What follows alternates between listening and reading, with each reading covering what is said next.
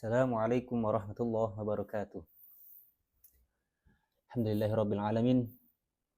Wa bihi nasta'in ala umuri dunya waddin wassalatu wassalamu ala asyrafil anbiya'i wal mursalin sayyidina wa maulana Muhammad wa ala alihi wa sahbihi wa barik wasallim. Juma'in amma ba'd. Hadratul mukarramin yang kami hormati pengasuh Pondok Pesantren Madrasatul Quran Pak Kiai Haji Abdul Hadi Yusuf wa azwajihi wa dzurriyyatihi. Yang kami hormati Mudir 1 Pondok Pesantren Madrasatul Quran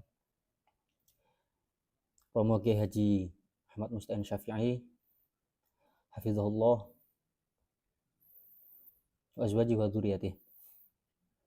Yang kami hormati Mudir 2 Pondok Pesantren Madrasatul Quran Bapak Kiai Haji Ahmad Syakir Ridwan wa azwajihi wa dzurriyyatihi hafizahumullah. Yang kami hormati pengurus segenap jajaran pengurus Majelis Tarbiyah wa Ta'lim Pondok Pesantren Madrasatul Quran, wabil khusus Ketua Majelis Tarbiyah wa Ta'lim Bapak Kiai Haji Syafiq Mardi hafizahumullah. Yang kami hormati segenap jajaran pengurus Sivitas Akademika Ma'had Ali Yusuf Masyar, wabil khusus Mudir Ma'had Ali Yusuf Masyar Al-Mukarram Bapak Haji Syukron Makmun, dan Wakil Mudir bidang kemahasiswaantrian dan bidang akademik Bapak Haji Abdul Karim dan Bapak Ahmad Fakhruddin Fajrul Islam serta seluruh jajaran dosen-dosen yang ada di dalam Sivitas Akademika Ma'had Ali Yusuf Masyar, khususnya pengampu mata kuliah An-Nasikh wal Mansukh Bapak Ustadz Andi Winata,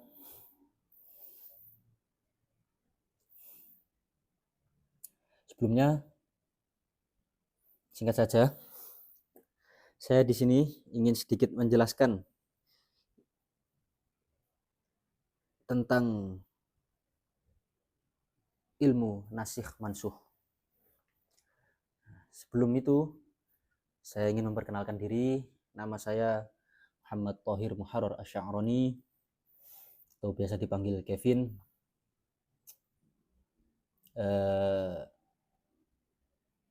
Saya adalah mahasantri Ma'had Ali Yusuf Masyar semester 3 dan saat ini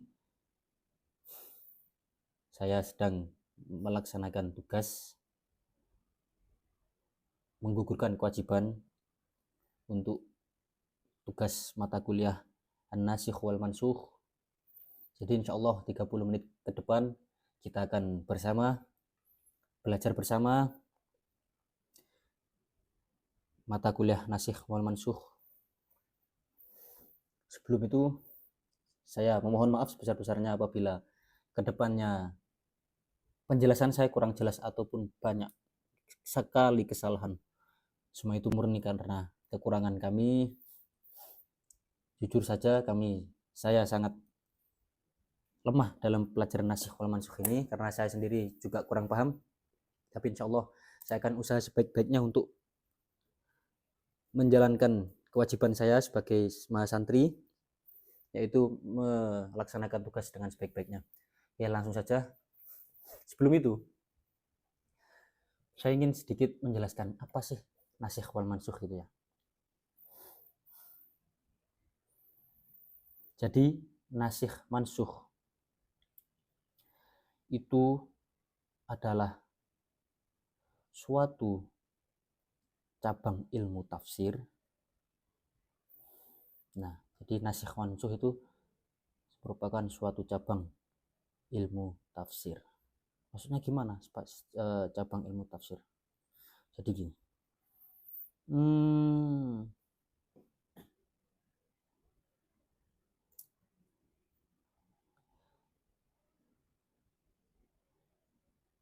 Mohon maaf, catatan saya ketelisut.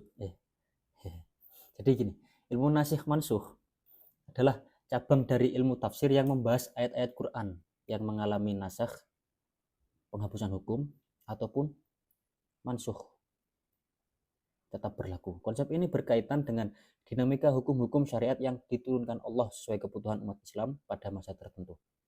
Jadi singkatnya gini, definisi nasikh itu ayat atau hukum yang datang untuk menggantikan hukum-hukum sebelumnya.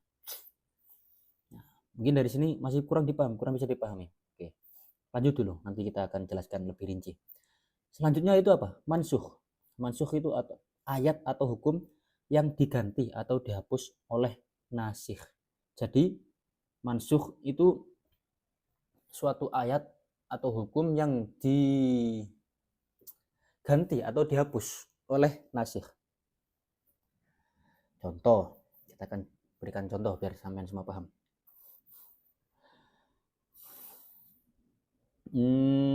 Contohnya seperti gini. Contoh kasusnya ini ada. Contoh awal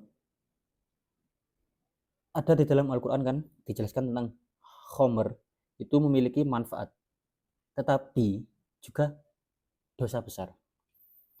Seperti halnya dijelaskan dalam surat Al-Baqarah ayat 219. Nah, khomer memang pada awalnya itu memiliki manfaat, tetapi di sisi lain memiliki mafsadah, kerusakan yang tidak kalah besar. Nah, itu tahap awal. Terus muncul lagi ayat yang mulai untuk menghapus, gimana ya istilahnya, kayak tahapan itu. Jadi tahap pertama kan khomer memang diakui di dalam Al-Quran hanya sedikit manfaat, meskipun sedikit kan tapi juga bermanfaat gitu kan. Tetapi di sisi lain dosa besarnya itu juga banyak. Dosa besarnya itu juga ada. Lalu muncul lagi ayat lagi yang menjelaskan tentang larangan minum khomer saat hendak melaksanakan sholat, karena dikhawatirkan orang-orang yang minum khomer itu nanti saat sholat masih dalam keadaan mabuk. Nah, lalu muncul larangan tentang khomer, larangan final, ayat final tentang pengharaman meminum khomer itu di surat An-Nisa ayat 43. Itu memang larangan total. Jadi yang awalnya khomer itu memang nggak langsung diharamkan. Khomer pada awalnya itu dijelaskan bahwa khomer itu memiliki manfaat meskipun sedikit. Tetapi di sisi lain khomer juga memiliki mafsadah, kerusakan yang besar. Seperti zawalul akli, hilangnya akal dan sebagainya. Nah, lalu di tahap kedua, proses nasikh mansuh itu ada yang namanya di dalam khomer tadi, tentang khomer itu larangan sementara, larangan minum khomer saat hendak sholat. Nah, larangan minum khomer saat hendak sholat. Lalu setelah beberapa waktu berlalu turunlah ayat Al-Quran yang berupa final tentang pengharaman meminum khomer di dalam surah Al-Maidah ayat 90 tadi. Nah, ilmu seperti itulah ilmu nasikh mansuh contohnya. Ilmu nasikh mansuh ini sangat penting bagi para mufassir, ahli fikih dan ulama agar memahami konteks hukum dalam Al-Quran dan menghindari kesalahpahaman dalam penerapan syariat. Emang ada nggak dalilnya sih di dalam Al-Quran? Oh, ada. Ilmu nasikh mansuh itu ada dalilnya di dalam Al-Quran. Seperti contoh di surat Al-Baqarah ayat 106 yang berbunyi manasakh min ayatin aw nusiha na'ti bi khairin minha aw mithliha alam ta'lam annallaha ala kulli syai'in qadir. Artinya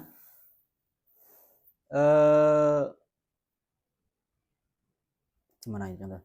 Artinya kami tidak menasahkan suatu ayat atau menjadikannya dilupakan, melainkan kami datangkan yang lebih baik darinya atau yang sebanding dengannya.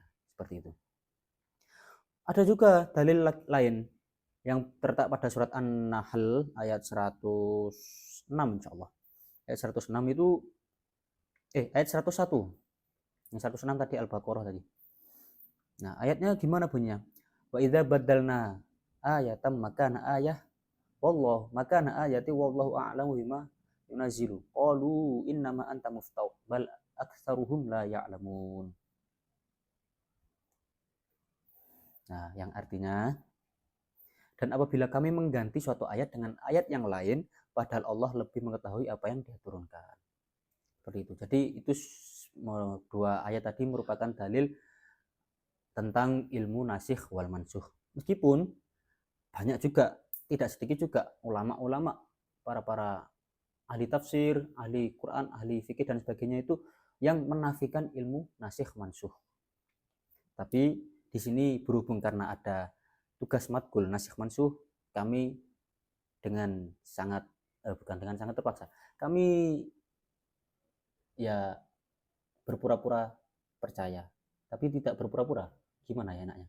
Yes, anggap aja kami setuju bahwa ilmu nasikh mansuh itu ada. Oke. Lanjut.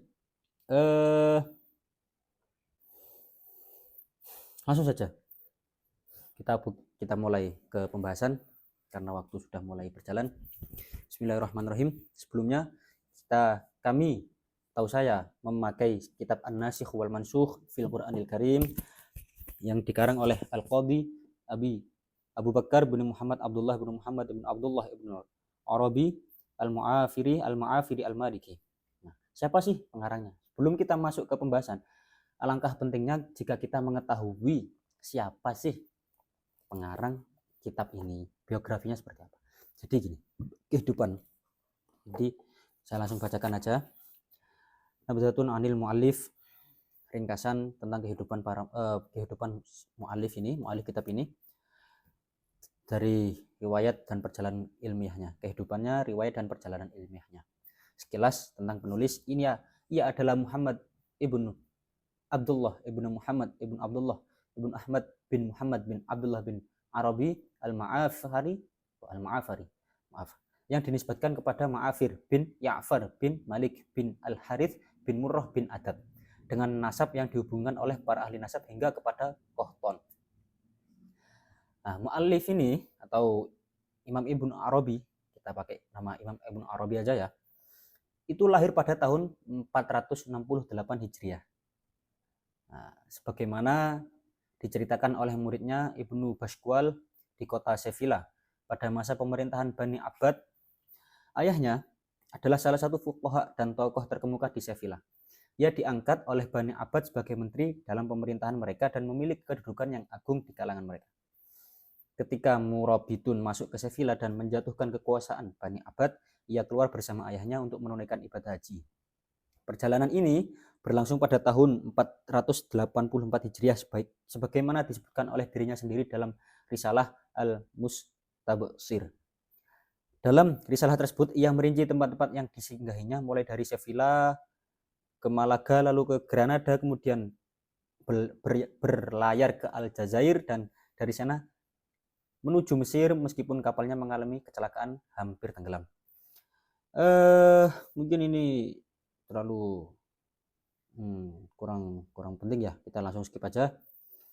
Pada intinya pada tahun 490 ia bertemu dengan gurunya Abu Hamid Al-Ghazali di Baghdad dan belajar langsung kitab Ihya Ulumuddin darinya. Jadi Imam Ibnu Arabi ini masih sezaman sama Abu Hamid Al-Ghazali atau Imam Ghazali yang kita kenal sebagai pengarang kitab Ihya Ulumuddin. Nah, setelah itu ia kembali ke Baitul Maqdis, lalu ke Damaskus dan kemudian menuju Mesir. Ayahnya wafat di Iskandaria sehingga ia melanjutkan perjalanan pulang ke tanah airnya sendirian.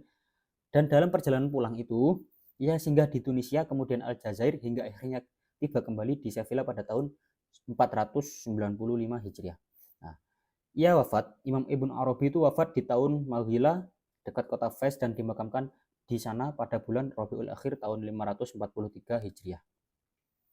Jadi, tadi merupakan biografi singkat Imam Ibnu Arabi.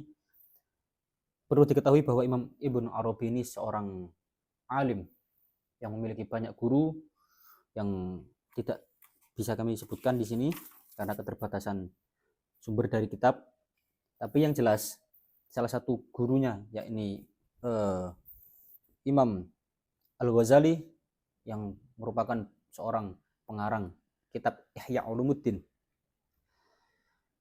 Beliau sudah diakui kealimannya di seluruh dunia, di belahan dunia manapun. Tidak, insya Allah saya rasa tidak akan ada yang tidak mengetahui Imam Al-Ghazali. Nah, Imam Ibnu Arabi sendiri ini merupakan salah satu muridnya langsung. Jadi insya Allah tidak perlu diragukan kealimannya. Nah, itu mungkin sekilas tentang biografi singkat dari Imam Ibnu Arabi. Langsung saja kita masuk ke pembahasan. Kebetulan kami memiliki tugas untuk menjelaskan surah Al-Mu'min, surah Hamim Sajadah. Jadi bismillahirrahmanirrahim. Suratul Mu'min, kita langsung saja masuk ke pembahasan. Bismillahirrahmanirrahim. Qala al-musannifu rahimahullahu ta'ala wa nafa'ana bihi wa bi'ulumihi wa madana bi asrarihi fid darin amin ya rabbal alamin. Bismillahirrahmanirrahim. Mohon maaf, saya sedikit haus. Saya tidak pernah seperti ini dan ini baru pertama kali. Jadi tolong dimaafkan apabila masih banyak kekurangan dan kesalahan dalam tutur kata maupun perilaku kami selama video ini dibuat. Bismillahirrahmanirrahim.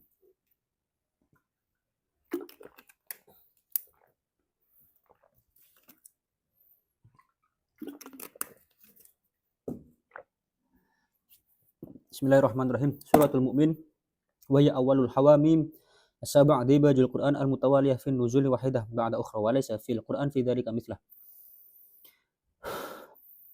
Wa qad ruwiya anna Nabi sallallahu alaihi wasallam kana idza awa ila firasyih qara'aha qabla ayyanam wa la'allaha yusahhat kana dzalika fi ba'dil awqat.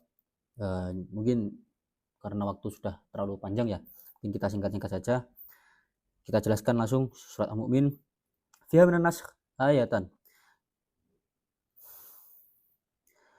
Al-ayah al-ula fasbir inna wa'dallahi haqqu wastaghfir li dzambik. Wal ayah ats-tsaniyah qaulu ta'ala fa bi'sa mathwal mutakabbirin fasbir inna wa'dallahi haqqu. Jadi gini aja. Kita jelaskan surah Mu'min ini adalah awal dari 7 surah Hawamim. Istilah surah Hawamim ini dinisbatkan kepada 7 surah yang memiliki awal ayat berupa lafaz berupa ayat Hamim seperti itu. Nah, ini ada 7 surat dan surah Mu'min atau yang biasa kita kenal dengan surah Ghafir ini adalah surah pertama yang memiliki ayat Hamim pada ayat pertamanya yang terletak di awal ayat, di awal surat. Apa saja 7 ayat yang berawalan Hamim? Apa saja? Jadi di sini ada 7. Yang pertama surah Ghafir, Fussilat, Syura, Zukhruf, Dukhan, Jathiyah dan Al-Ahqaf. Jadi ada 7. Nah, ini 7 surat ini berurutan dalam Al-Qur'an. Turun satu setelah yang lain dan tidak ada bagian dalam Al-Qur'an yang serupa dalam hal itu. Dan ini hanya satu-satunya. Ini merupakan salah satu mukjizat Al-Qur'an kami rasa karena memang Masya Allah kok bisa ya Allah itu menurunkan 7 surah yang berurutan awalnya. Itu sudah merupakan suatu, bagi saya sudah merupakan suatu hal yang sangat menakjubkan dan layaklah untuk kita tafakuri seperti itu. Lanjut saja. Langsung saja kita masuk ke pembahasan karena mungkin mukadimah ini enggak terlalu penting untuk dijelaskan. Jika memang ingin penjelasan, insya Allah kita bisa meet and greet, kita bisa ketemu, kita bisa diskusi bersama. Bahkan jika dalam penjelasan saya dari awal hingga akhir nanti banyak kekeliruan, silahkan jenengan semua untuk ingatkan saya, untuk tegur saya, dan insya Allah saya menerimanya dengan terbuka. Oke, lanjut saja. Di dalam 2 ayat ini ada di dalam surah ini ada 2 ayat yang dimansuh atau ayat yang dihapus hukumnya. Ayat yang pertama, fasbir inna wa'dallahi haqqu wastaghfir li dzambik. Yang bermakna maka bersabarlah. Sesungguhnya janji Allah itu benar dan mohonlah ampun atas dosa-dosamu. Dan ayat yang kedua, fa bi'sa mathwal mutakabbirin fasbir inna wa'dallahi haqqu. Yang artinya maka buruklah tempat tinggal orang-orang yang sombong itu dan bersabarlah sesungguhnya janji Allah itu benar. Kedua ayat ini di dalam surah Ghafir atau surah Mukmin yang di sini dijelaskan surah Mukmin atau surah Ghafir ini dinasakh dengan ayat Qital. Bi ayatil Qital. Dengan ayat Qital dan penjelasannya telah diterangkan sebelumnya. Jadi penjelasannya secara jelas gini.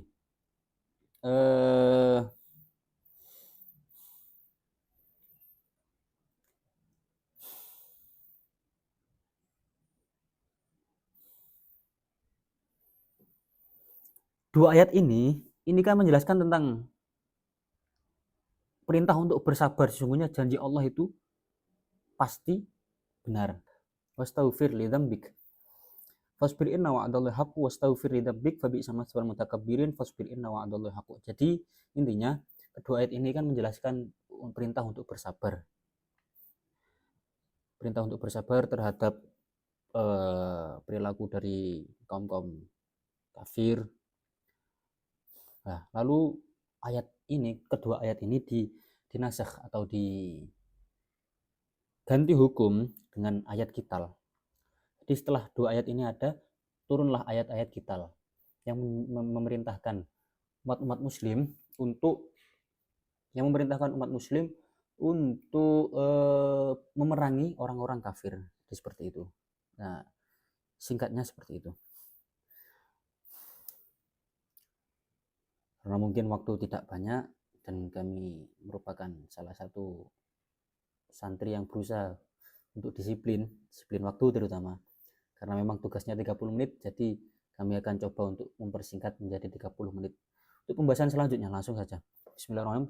Surah selanjutnya yaitu Hamim Sajadah atau yang biasa kita kenal dengan surah Fussilat. Lanjut, Bismillahirrahmanirrahim. Surah Hamim Sajadah fiha minan nas ayatun wahidah wa hiya qaulu ta'ala ya'malu ma syi'tum wa tahdidun ila akhirih. Langsung saja. Jadi di sini surah Hamim Sajadah. Sebentar saya buka catatan saya.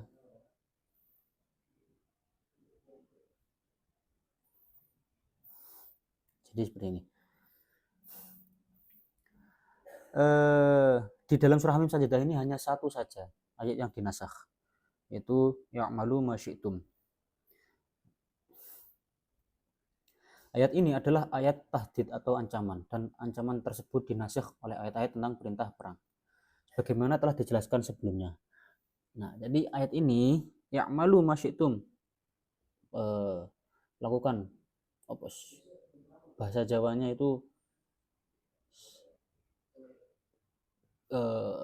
lakonono sakarepmu lah. Nah, istilahnya gitu seperti ini. Ayat ini aslinya adalah ancaman, dan ancaman tersebut dinasakh oleh ayat-ayat tentang perintah perang. Jadi ayat ini hukumnya itu dihapus dengan ayat-ayat tentang perintah perang sebagaimana yang telah dijelaskan sebelumnya.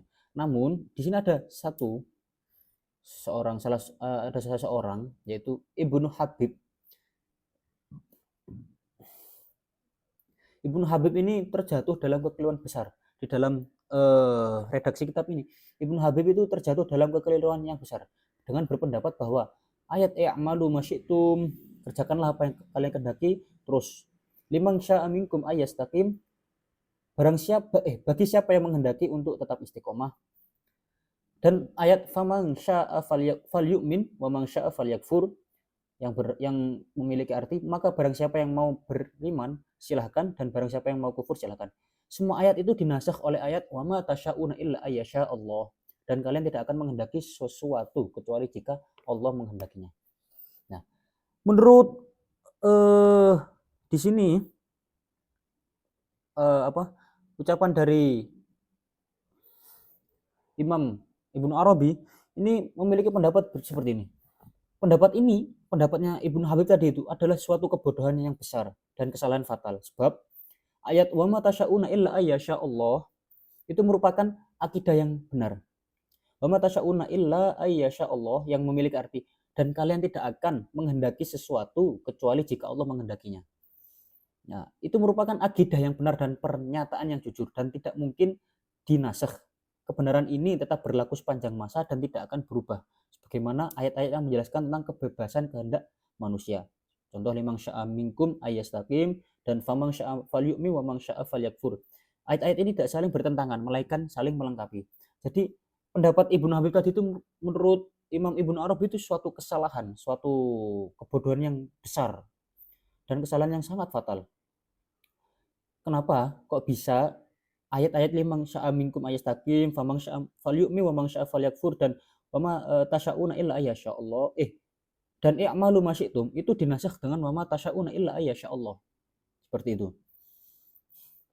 Menurut Imam Ibnu Arabi ayat ini bukan bertentangan, bukan juga saling nasih menasih, saling menasih dan mansuh, tetapi ayat-ayat ini saling melengkapi.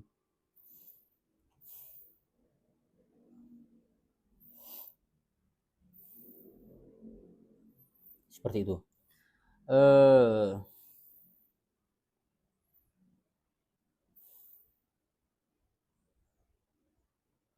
Gini, seperti halnya contoh gini. Faman syaa lafat faman syaa falyu'min atau liman syaa minkum wa ma tasyauna illa ayyasha Allah rabbul alamin. Mohon maaf gini seperti ini.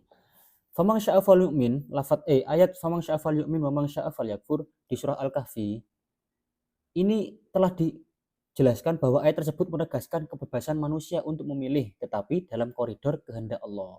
Seperti itu. Jadi faman syaa barang siapa yang berkehendak Allah astagfirullahaladzim.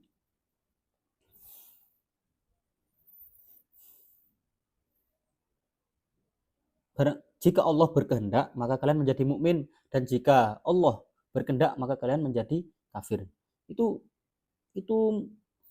di kitab ini sudah dijelaskan bahwa ayat tersebut menegaskan kebebasan manusia untuk memilih tetapi dalam koridor kehendak Allah. Jadi ayat tadi itu bukan merupakan ayat yang dinasakh atau dihapus hukumnya dengan ayat wa ma tasyauna illa ayyasha Allah. Tetapi ayat tadi itu yang di dalam ayat faman syaa falyu'min wa man syaa falyakfur itu Allah astagfirullahaladzim. Mohon maaf, saya salah mengartikan. Faman syaa falyu'min wa man syaa falyakfur, maka barang siapa yang mau beriman silahkan. Dan barang siapa yang mau kufur silahkan. Itu di dalam surah Al-Kahfi, itu dijelaskan bahwa ayat tersebut menegaskan kebebasan manusia untuk memilih tetapi dalam koridor kehendak Allah. Adapun ayat i'malu masyitum adalah suatu ancaman dan semua ancaman dalam Al-Qur'an pada akhirnya ditegaskan dengan perintah perang yang merupakan realisasi dari ancaman tersebut. Jadi i'malu masyitum itu merupakan sebuah ayat tahdid, ayat ancaman ya.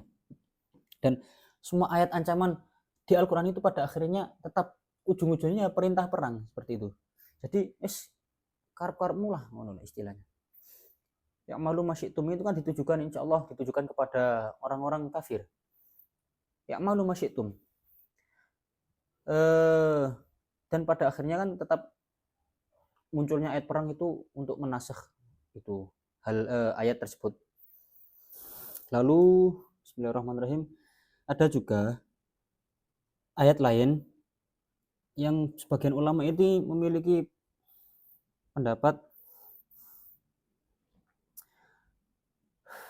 Bismillahirrahmanirrahim.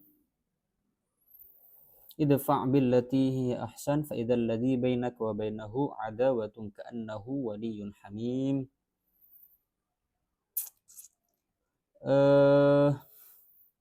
Yang memiliki arti balaslah kejahatan dengan cara yang lebih baik sehingga orang yang memusuhimu seolah-olah menjadi teman yang setia. Ini dianggap oleh sebagian ulama dinasakh oleh ayat-ayat perintah perang. Jadi di sini ada juga beberapa ulama yang memiliki pendapat bahwa lafaz ayat idfa' billati ahsan fa idzal ladzi bainaka wa bainahu adawatun ka'annahu waliyyun hamim ini dinasakh oleh ayat-ayat perang. Nah, tapi Imam Ibnu Arabi ini tidak setuju. Imam Ibnu Arabi ini berpendapat pandangan ini tidak benar. Kebaikan atau hasanah adalah segala sesuatu yang dipandang baik oleh syariat, dan keburukan adalah segala sesuatu yang dipandang buruk oleh syariat. Kebaikan terbesar adalah iman, sedangkan keburukan terbesar adalah kekufuran. Seorang muslim tetap dianjurkan membalas keburukan dengan kebaikan selama konteksnya memungkinkan. Jadi pendapat Imam Ibnu Arabi seperti itu. Jika seorang melihat kekeliruan dalam akidah seseorang, ia harus mengingatkan dengan cara yang lembut, dan jika ia melihat seseorang melakukan perbuatan maksiat, ia harus menasehati dengan baik. Jika ia mendengar kata-kata kasar, ia dapat bersabar hingga orang tersebut berubah menjadi teman yang setia. Pendekatan ini lebih efektif untuk mencapai tujuan dakwah kecuali dalam situasi di mana syariat mengharuskan kekerasan atau ketegasan. Di ayat ini berbicara tentang prinsip umum, tetapi penerapannya dapat berbeda tergantung situasi. Seperti itu. Penjelasan detail tentang ayat ini termasuk dalam ilmu zikir, yaitu salah satu jenis ilmu Al-Quran. Wallahu a'lam. Wallahu a'lam bishawab. Jadi kesimpulannya, penjelasan kami tadi bahwa intinya dalam dua surat yang kami jelaskan, meskipun saya sendiri merasa memang jika penjelasan kami kurang jelas atau kurang baik dan dapat dimengerti, tapi pada intinya kesimpulannya seperti ini. Di dalam surah Mukmin itu terdapat dua ayat yang dinasakh. Yang pertama, fasbir inna wa'dallahi haqqu wastaghfir lidzambik, dan fabi'sa mathwal mutakabbirin fasbir inna wa'dallahi haqqu. Dua ayat ini dinasakh oleh ayat perang. Dua ayat ini kan memiliki memiliki arti tentang perintah untuk bersabar jika ada ujian dari orang kafir dan sebagainya. Nah, ini dinasakh oleh ayat perang. Jadi setelah ayat perang ini muncul, sudah tidak diperintahkan untuk bersabar lagi. Maksudnya ya kita tetap harus bersabar, tetapi langkah yang diambil jika memang seorang muslim itu diambil hak-haknya oleh orang kafir, langkahnya itu tidak hanya bersabar tetapi juga sudah memasuki langkah untuk berperang, seperti itu. Jadi yang pertama awalnya disuruh bersabar, lalu setelah turun ayat perang akhirnya disuruh berperang. Kayak gitulah singkatnya. Terus yang kedua, yang pertama tadi di surat Mukmin atau di surat Ghafir. Nah, untuk yang penjelasan kami yang kedua di surah Fussilat ini ada satu ayat yang dinasakh, yaitu i'malu ma syi'tum. Nah, ayat ini merupakan suatu ancaman. Nah, setelah lafaz ayat i'malu ma syi'tum itu turun, kan habis itu turunlah ayat qital. Jadi awalnya itu hanya sebatas ancaman lah kepada orang-orang kafir itu. Wes karep-karepmu lah, istilahnya seperti itu. Delokna engko. Setelah itu kan akhirnya turun ayat qital atau ayat perang. Nah, itu akhirnya umat muslim diperintahkan untuk memerangi orang-orang kafir tadi itu. Seperti itulah singkatnya. Nah, untuk akhir tadi itu ada beberapa ulama yang memiliki pendapat bahwa di dalam surat Fussilat itu ada satu lagi ayat yang dinasakh, yaitu ayat idfa' billati hi ahsan fa idzal ladzi bainaka wa bainahu adawatun ka'annahu waliyyun hamim. Ayat ini